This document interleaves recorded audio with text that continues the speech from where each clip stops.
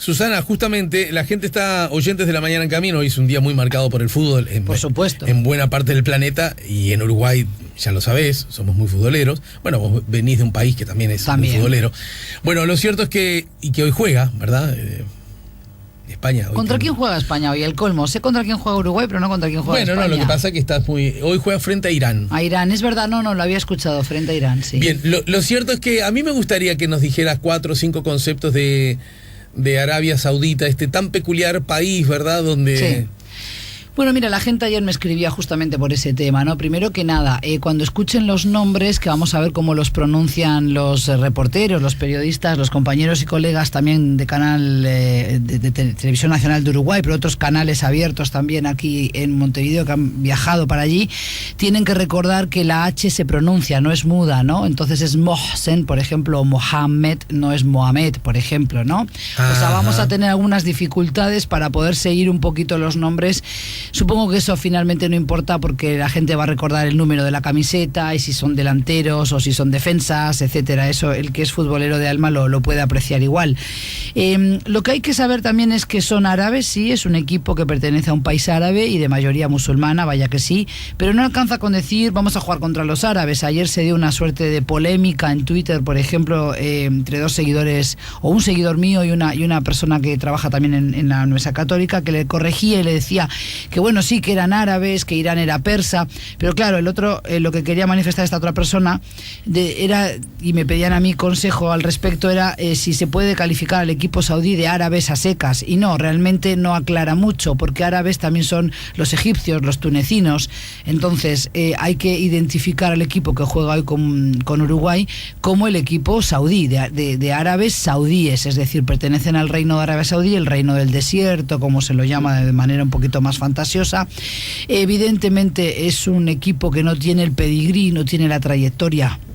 No solo el equipo, no tiene el país la trayectoria futbolística que ha tenido, por ejemplo, Egipto. Por más que podamos decir que Egipto es un país también débil en cuanto a logros y conquistas con el fútbol, sí que ha ganado varias copas africanas, por ejemplo, es un gran jugador a nivel del continente africano. Arabia Saudí tiene mucho más dinero y ha podido pagar, por ejemplo, a técnicos también extranjeros que han venido y a jugadores extranjeros que han venido a mejorar las habilidades técnicas de sus jugadores. Ahora bien, no es un deporte natural en un reino que tiene muchísimo desierto, no hay pasto para jugar fútbol, por ejemplo. Si bien estuvo bajo la tutela de Gran Bretaña, como otros países en la región de la península arábiga, por ejemplo Kuwait o también Emiratos Árabes Unidos, hasta bien entrada la década del 60, no podemos decir que allí caló hondo el deporte estrella también en el Reino Unido, que sigue siendo el fútbol, como ocurrió, por ejemplo, en Egipto. Es decir, en Egipto es un deporte popular desde hace muchas más décadas que en Arabia Saudí. El desarrollo del fútbol, por ejemplo, en Egipto es mucho mayor que el de Arabia. Y además porque es un deporte siempre percibido como mucho más popular. Se puede jugar en la calle, se puede jugar con una pelota hecha de trapos, inclusive, cosa que no van a hacer los saudíes, porque primero, las altas temperaturas que rigen y el rigor climático que hay en el reino de Arabia Saudí no permite ese tipo de juegos al aire libre durante buena parte del año. Pero es que además la cultura, la forma de entender la vida hoy social de los saudíes tampoco no son proactivos, no son de hacer deporte. Van a un gimnasio, quizás los hombres van a hacer pesas, van a hacer otro tipo de ejercicio físico, pero no necesariamente correr atrás de una pelota. ¿Sabés que en la alineación, simplemente por jugar un poco nada más, veo que hay un nombre y al lado otro entre paréntesis? Por ejemplo, ¿no? Yo te leo tal como... ¿Cómo te viene? Sí. Taysir Al-Hassim. Sí. Y entre paréntesis dice Al-Ahly. Al-Ahly. Claro, Al-Ahly es el equipo al que pertenece allí, el nacional. Él pertenece al equipo nacional, Al-Ahly es el equipo nacional. En este caso, Taysir Al-Hassim es así, sí, está ¿no? bien. Ahí está, quiero ver con qué me estás pronunciando Al-Hassim, si es pronunciado. Claro, una cosa... Lo vi, yo también he buscado esto, a ver, ¿dónde estabas? A ver, para si tienes razón. No. A ver, ¿en cuál de Qué ellos? profesora que sos, pará. Claro. Pudiste haberme tasar al-Hashim.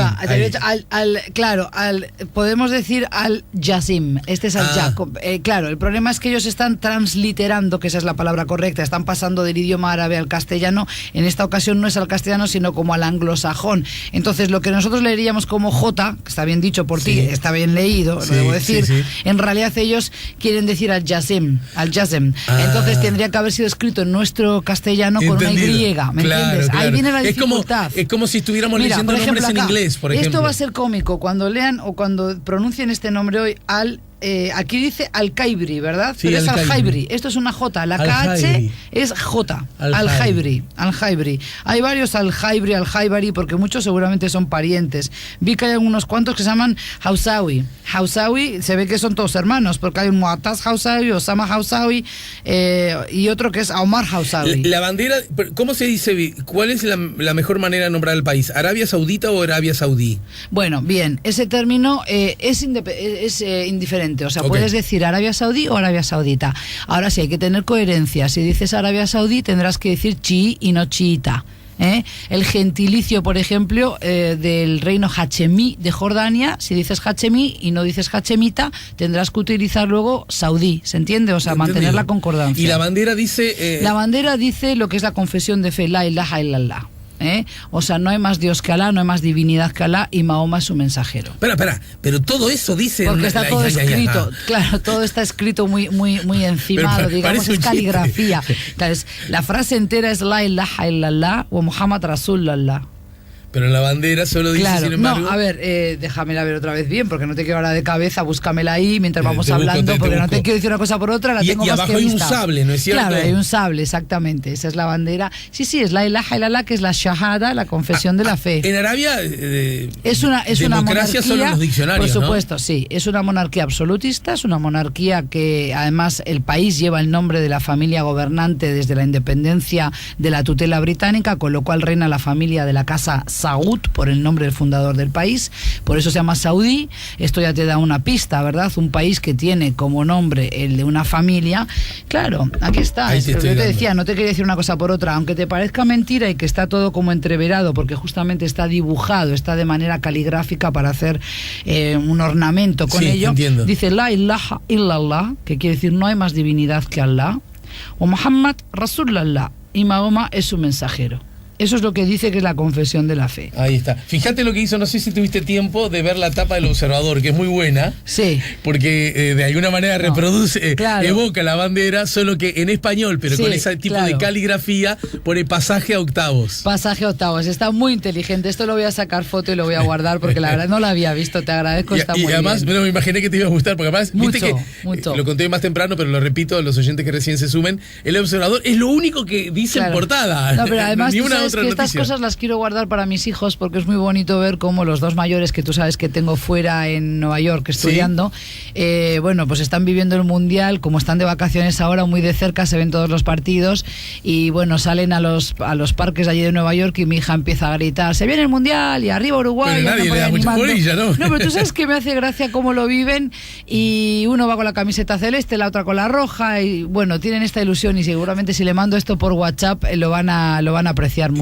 En Arabia los temas vinculados, qué sé yo, a derechos humanos hay grandísimos retrasos, ¿no? Por supuesto, a ver, es un país donde no hay sindicatos. Pero curiosamente de Arabia se habla menos que de otros países. Claro, se habla menos porque es percibido, porque como Estados Unidos hace ya muchas administraciones, no solo con Trump, decidió que era un socio capital allí para Oriente Medio, para lo que es su estrategia en materia de política exterior y sobre todo de geopolítica de la región de Oriente Medio, entonces nos han convencido a golpe de titulares de prensa de que realmente Arabia Saudí, si no un aliado, es por lo menos manejable, que no es como Irán, que es el cuco, es el eje del mal, y realmente eso no es así, es un régimen absolutista donde impera también la ley sharia, el código islámico, donde evidentemente tenemos y nos rechinan muchas de sus disposiciones. Y las mujeres no la pasan muy bien allá, bueno, las mujeres allí... Por lo menos desde nuestra mirada. Claro, desde nuestra mirada, bien que lo has dicho. Esto es una discusión que tengo cada vez más porque estamos acostumbradas siempre a, aquí en lo que es Occidente, pero también también acoto más, en lo que es nuestra mirada también un tanto reducida, simplista, cuando opinamos sobre otras mujeres, también tenemos que tener un grado de humildad mayor, es decir, reconocer que no sabemos todo respecto de otras iguales aquí en nuestro propio país donde residimos, en Uruguay. Lo que pasa es que tenemos un paradigma de derechos que son universales, ¿no? Claro, pero me refiero, la condición de la mujer varía mucho según el estrato social en el que se mueve. Una cosa es que la ley evidentemente es y debe ser igual para todas, pero la condición en que vive una mujer soltera con 6 hijos y tiene 23, 24 años no es lo mismo que una chica de 24 años soltera, sin hijos y estudiando en la universidad. O en un posgrado en el exterior. O en un posgrado en el exterior, o que tiene una familia que la puede acompañar con los gastos de una independencia de la familia, es decir, alquilando un apartamento, ¿no? Tú me estás diciendo, ojo, no seamos hipócritas. Claro, no seamos muchas veces de señalar con el dedo acusador a otras y no ver también que hay otras maneras de entender la feminidad, de entender la emancipación de la mujer, que no necesariamente van a pasar por el mismo ejemplo de lo que nosotras hemos logrado aquí. ¿Quiere decir eso que estoy despreciando, minimizando los logros que han obtenido las mujeres, no solo en Uruguay, sino también en otras partes de lo que llamamos mundo desarrollado? Por supuesto que no, pero entiendo que muchas de las mujeres en Arabia Saudí hoy, si bien quieren, por ejemplo, ser libres para poder manejar un auto, tener permiso de tener una licencia de conducir, de obtenerla y no ser peyorizadas en la familia, no ser criticadas por las amistades, porque ahora se les va a permitir, así se anunció por parte del príncipe heredero hace algo más de un año, de que en junio del 2018 se les permitiría ahora sí acceder a la libreta de conducir. Fíjate que en eso van a la zaga de otros países en la península arábiga, en Emiratos Árabes Unidos o en Kuwait, las mujeres pueden conducir, en Qatar también. Nos conocemos hace mucho tiempo y tenemos cariño y respeto y hasta admiración mutua, imagino, ¿no? Por supuesto. No sé si me admiras a mí, pero yo a ti sí. Te admiro, por supuesto que sí. Pero lo que quiero ir, Susanita, es un asunto que, no quería ir, se dio ahora. Que está muy bien lo que decís, porque además incluso de una perspectiva antropológica conviene siempre no ser tan amigo de la soberbia que señala. No, claro, exacto. Ahora, no obstante ello, yo participo de esa filosofía, digamos, de ese espíritu. Yo creo que en el mundo, sobre esto también hemos hablado alguna vez, uno tiene derecho a decir que hay cosas que están bien desde su perspectiva y hay cosas que están mal. Sí. Entonces, y hay que decirlo. Para hablar de algo que si querés es mínimo, pero que denota otros retrasos. Suena absurdo, suena ciencia ficción, suena que de un mal libretista, de un mal guionista, decir, el año que viene las voy a dejar manejar, muchachas. Y si revisan mi cuenta de Twitter, así lo he demostrado y así lo he dicho. Obviamente me tengo que a veces morder la lengua, tengo que tener cierta altura en los comentarios, porque uno también siempre debe, sobre todo cuando tienes una platea, digamos, o cuando tienes cierto acceso a los micrófonos, como creo que tengo yo o tienes tú, uno debe ejercer esa libertad de expresión también con responsabilidad. Coincido. Pero siempre he criticado que nos quieran vender ahora que el príncipe heredero es un megamoderno o que es alguien muy bueno porque está liberalizando la política del país o porque está metiendo en vereda a los familiares que, por ejemplo, siempre han sido y seguirán siendo corruptos en un país donde no se entiende lo que es la palabra conjunción de intereses, donde los empresarios siguen siendo miembros de la familia real, son diputados, son asesores de gobierno, en fin, son todo y lo mismo, ¿no? Pero es que además es un mal chiste que tengan que esperar al siglo XXI para poder andar en bicicleta, para poder montar en bicicleta, mejor dicho, o para poder andar en auto, ellas siento la propia conductora, el propio chofer, como también me parece un mal chiste decirnos ahora sí hay cambios, ola de cambios en Arabia Saudí porque se van a habilitar los cines mixtos para hombres y mujeres porque no hay cines. Tú sabías que en Arabia Saudí no hay cines. Y sin embargo, luego el presidente Trump nos quiere convencer que es un aliado. No es que nos quiera convencer. Yo creo que Trump no nos quiere convencer de nada. Él ha dicho, este es mi estilo y si te gusta bien y si no, lentejas. O las tomas o las dejas, ¿no? O sea, el presidente Trump en su primera gira al exterior visitó Arabia Saudí, celebró aquella cumbre con los dirigentes de los 54 o 55 países islámicos y pidió combatir el terrorismo. No habló de derechos humanos, no habló de democratizar otros países fuera del suyo propio. Entonces yo creo que no podemos tampoco ser excesivamente románticos, no debemos, y con esta administración estadounidense que no ha hecho nada para convencernos de que Arabia Saudí es mejor o peor que Irán. Lo que yo digo es que si vamos a medir con esa vara de la intolerancia religiosa, el tema de la violación a derechos humanos, varios, no solo los de la niñez, la mujer, sino varios otros. Bueno, también en Arabia Saudí se cometen esos mismos atropellos y yo no veo a muchos dirigentes ni europeos, ni por supuesto de Estados Unidos, Canadá, criticando abiertamente a la monarquía saudí. Bien, vamos a hacer una brevísima pausa y aprovecho justamente el lugar en el que te quedaste para aludir a lo que más temprano subrayábamos, lo destaca La Diaria hoy como título principal y foto principal. Imperdonable es el título. Crece el rechazo internacional a la política estadounidense de retener lejos de sus familias a los hijos de inmigrantes irregulares. Y el pie de foto, la leyenda de foto, subraya: niños que fueron separados de sus madres y padres inmigrantes por la patrulla fronteriza de Estados Unidos en el centro de procesamiento central en McAllen, Texas. Y la imagen muestra 2.342 menores desde el 5 de mayo al 9 de junio. Separados de sus padres, 2.342 menores separados de adultos que los iban acompañando. Habrá que ver si eran todos padres, familiares, pero claro que es imperdonable. Y ahí te demuestra el racismo de esta administración. Lo vemos luego de la pausa, porque ¿qué hace? ¿Qué está haciendo? Bueno, primero las voces sensibles humanitarias de los propios Estados Unidos, que las tienen y en alto número, ni hablar. Y segundo, ¿qué está pasando con la comunidad internacional al respecto? ¿Cómo está mirando con la enorme, gigantesca ironía, diría yo, de que hoy es el Día del Refugiado, ¿no? Es por eso porque me convocaste, ¿verdad? Porque es por eso también que estamos con esta charla mañana, que queríamos haberla hecho hoy y no se pudo por razones locativas. Bien, vamos a hablar de esto, de este acontecimiento que ocurrirá mañana en la Universidad Católica. Aprovechen porque sigue habilitado nuestro SMS o WhatsApp para que ustedes pronostiquen el resultado del partido hoy a las 12 del mediodía entre Uruguay y Arabia. Los que acierten el resultado, si son más de uno... ¿Yo también puedo? Sí, esto mismo, mira, agarraste con las manos a la masa. Yo creo que va a ser 4-1. Uruguay. Sí, claro. Bueno, si Uruguay no gana, mira lo que te digo. ¿Qué? A ver. De verdad te lo digo, es para mataros a todos en colectivo, vamos, en conjunto. No Bien. Puede ser porque... Sin exagerar, ¿no? Sin exagerar, no, pero es así. O sea, Uruguay tiene que ganar, pero no se la van a poner fácil porque es algo que te dije fuera de micrófono. Sí, están con mucha presión. Los han amenazado, tienen temor a la reprimenda, por lo menos a la represalia verbal. Seguro les va a caer cuando vuelvan al reino. Pero estos muchachos saudíes ahora tienen la presión de no, digamos, aunque no queden clasificados, ponle, pero no hacer un papelón enorme. Entonces van a jugar a por todas. Entonces, sí, no ser el último del mundial. Claro, no ser el último del mundial. Mira que les va mucho en prenda. Cuando digo que van a ser amonestados, tenlo por seguro que sí va a ser así. A propósito, Marruecos perdió finalmente con Portugal. Esto significa que, bueno, que Marruecos, ¿qué podríamos decir? ¿Que es un país árabe también? Es un país árabe, obviamente. Es un país magrebí del norte de África, pero es un país árabe también. Norafricano, pero es un país árabe, aunque allí también hay una fuerte identidad bereber, con su propio idioma. Ajá. Los bereberes. Los llamados bárbaros por los franceses. ¿Qué son? Y son las tribus, los pobladores autóctonos del norte de África antes de que llegara el más Islam. Europeo, No, eran los pobladores autóctonos de Argelia, de Túnez, de Libia, de Marruecos, antes de las conquistas árabes en el siglo VII de la era cristiana. De todas maneras, Marruecos tiene como un diálogo al otro lado del Mediterráneo muy fuerte con Europa. Es un socio estratégico para Europa, pero además tiene una vinculación muy fuerte empresarial con Francia, con España.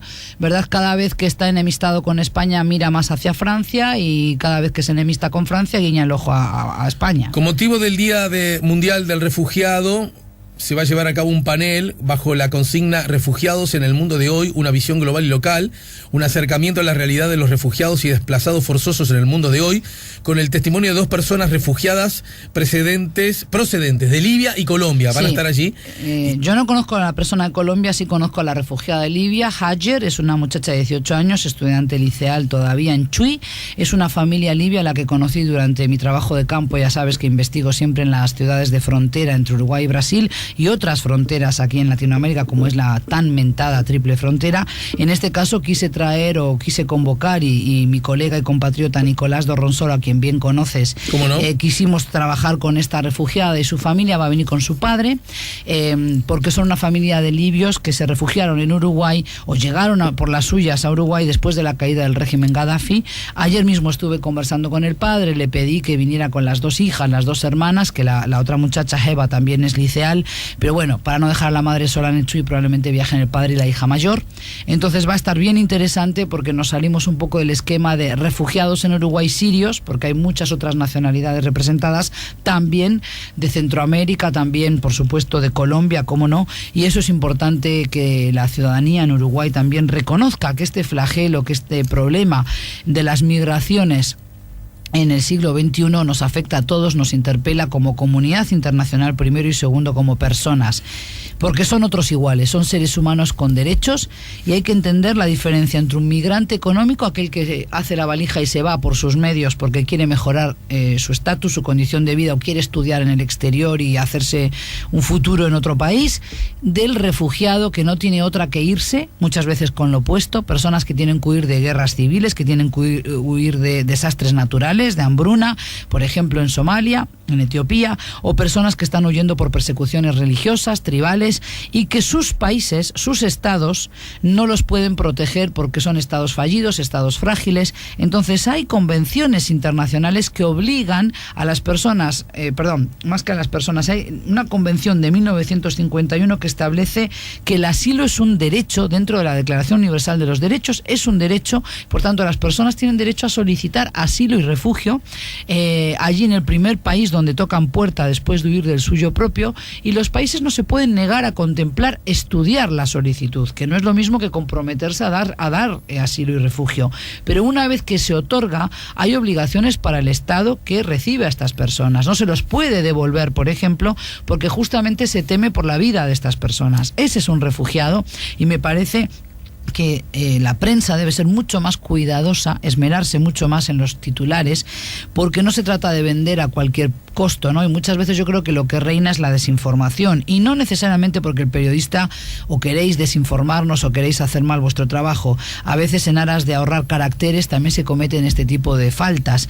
No hay una crisis de refugiados en Europa. Los números no son no son una crisis para empezar, pero es que si lo fuere, no es una crisis de personas, sino que es una crisis con la gestión de esas personas. No puede ser que a las personas las convertamos ya en culpables de algo, las convertamos en el nuevo cuco, en el nuevo cabeza de turco, donde volcamos todos nuestros miedos, todos nuestros resentimientos hacia el gobierno X. Esto lo digo porque ahora, a raíz de la llegada de los 630 refugiados en el barco Aquarius que tocó puerto el domingo pasado en Valencia, una vez más se desató toda lo que es la discusión, el debate político a la interna de la Unión Europea. Italia, que no quiere recibir a más de estos refugiados, que dice que otros países tienen que ponerse al hombro este problema. Hungría, que dice no solo que no los va a recibir, sino que quiere una compensación por lo que pueda ocurrir con estos migrantes que van transitando por territorio húngaro. En un momento la Unión Europea no hizo una especie de pacto, protocolo, incluso con números. Yo me encargo de tantos miles, tú de tantos todavía, miles. Todavía esa distribución no ha sido como se acordó. Además se pactó con Turquía, ¿te acuerdas? Pero sí se acordó, yo lo recuerdo. Claro que se acordó, pero luego no se han cumplido eso. Y además, cuando uno mira las cifras y mira qué significa eso para el total de población en Alemania, en Francia, en la propia España, es bastante insignificante. Nuestros países todavía se necesita mano de obra, como la necesita Estados Unidos, para no olvidarnos del titular que echaste antes de la tanda. Necesitan cada tanto incorporar mano de obra, sobre todo mano de obra económica, por no decir barata, ¿verdad? Entonces, lo que no se puede continuar en el siglo XXI es pregonando los derechos humanos solo para los nuestros, los nacionales, y negarle los derechos vitales al otro ser humano. Y el primero de ellos es el derecho a la vida, a un trato digno, me parece a mí.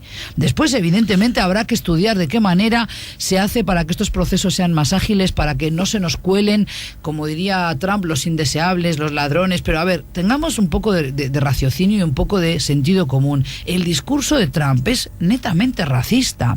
O sea, aquí te estoy mezclando los dos temas porque son uno. Son caras de la misma moneda. Jeff Sessions, que es su fiscal general y secretario de Justicia, justificó esta separación de los menores de los adultos porque dijo los que viajen con menores no por ello que crean que van a tener otro tipo de inmunidad en nuestra frontera, pero es que además tuvo la osadía de recurrir a la Biblia para justificar. Pues yo quiero lanzarte unos cuantos versículos que ayer me tomé la molestia de buscar. Yo sigo en Twitter a una persona británica, creo que es ella, que trabaja muy mucho desde el concepto del cristianismo puro y duro con el tema de los refugiados. ¿Qué dice la Biblia al respecto? Pues te voy a citar sin leer la Biblia, porque si no los escuchas nos van a pagar y se van a quedar con la previa del partido. Pero, por ejemplo, Romanos 13 habla de caridad y amor al prójimo, algo que está muy presente en el cristianismo, la idea de siempre poner la otra mejilla, de sentir caridad, sentir amor por el prójimo.